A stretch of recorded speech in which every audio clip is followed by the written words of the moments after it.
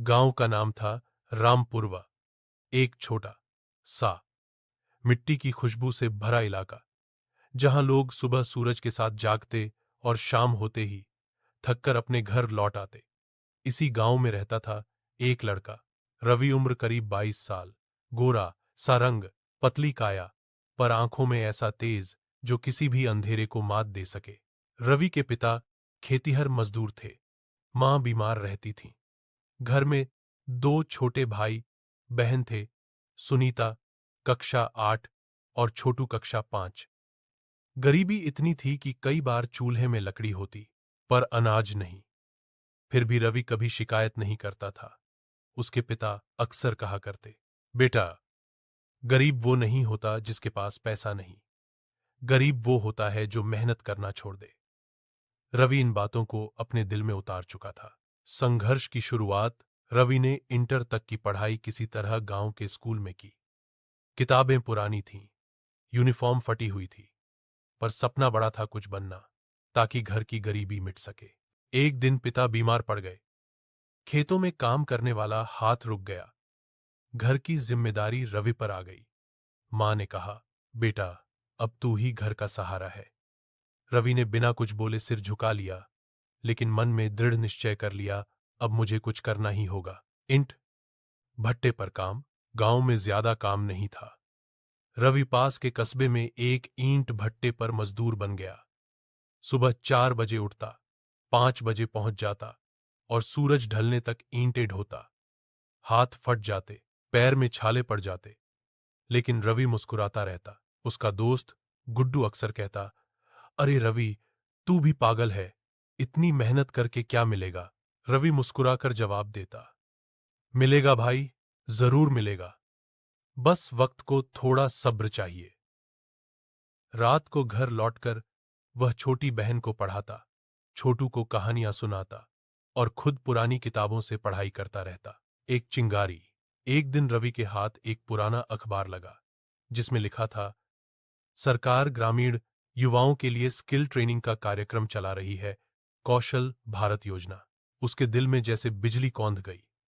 उसने तय किया कि वह इस ट्रेनिंग में जाएगा, चाहे कुछ भी हो जाए। लेकिन दिक्कत थी, ट्रेनिंग सेंटर शहर में था और वहां जाने के लिए किराया भी नहीं था। रवि ने 3 दिन तक भूखा रहकर जो 500 रुपए बचाए थे, वही लेकर शहर चला गया।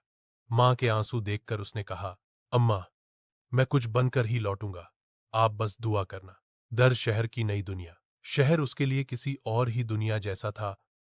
ऊंची ऊंची इमारतें, भागते लोग, हॉर्न की आवाजें।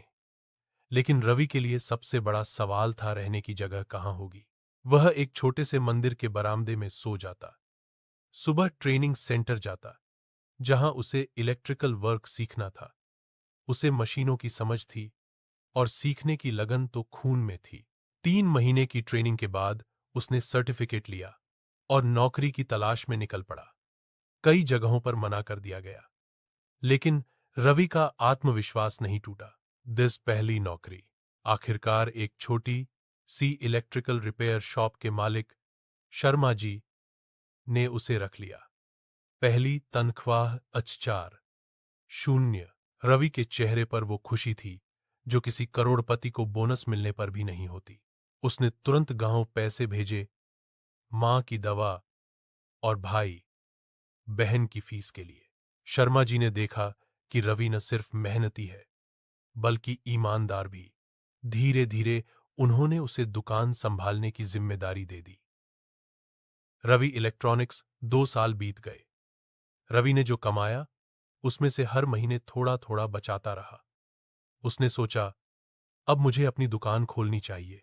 गांव लौटकर उसने एक छोटी सी झोपड़ी किराए पर ली और नाम रखा रवि इलेक्ट्रॉनिक्स।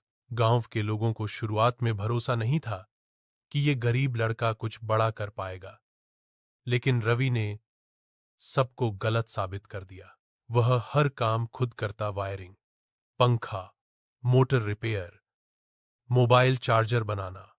लोग आने लगे और रवि की मेहनत रंग लाने लगी। पहली कमाई से बदलाव। पहले महीने उसने 12 शून्य रुपए कमाए।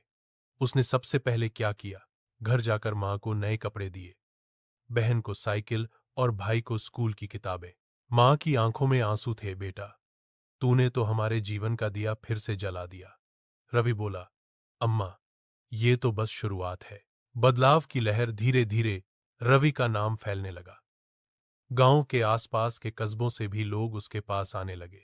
वह सिर्फ दुकान नहीं चलाता था, बल्कि गांव के नौजवानों को भी इलेक्ट्रिकल काम सिखाने लगा। रवि ने कहा, गरीबी तब तक रहती है जब तक हम हार मान लेते हैं। मैं चाहता हूं मेरे गांव का कोई भी लड़का खाली हाथ न बैठे। उसकी ट्रेनिंग से दर्जनों लड़के काम सीख कर रोजगार पा गए। गांव में लोगों ने उसे रवि भैया कहना शुरू कर दिया। एक पत्रकार की मुलाकात। एक दिन शहर से एक पत्रकार आया।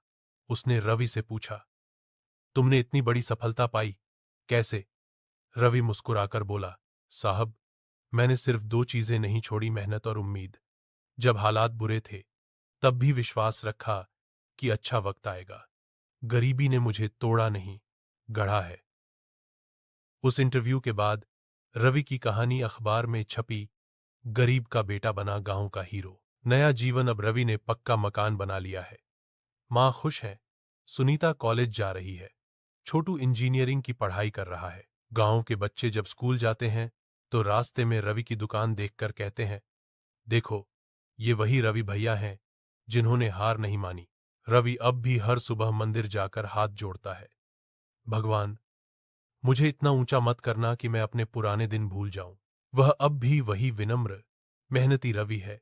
बस अब उसकी कहानी सैकड़ों लोगों को प्रेरणा देती है। कहानी का संदेश, गरीबी कोई अभिशाप नहीं, बल्कि मेहनत की सबसे बड़ी प्रेरणा है। जो व्यक्ति हालात से नहीं डरता, वो ही अपनी किस्मत बदलता है।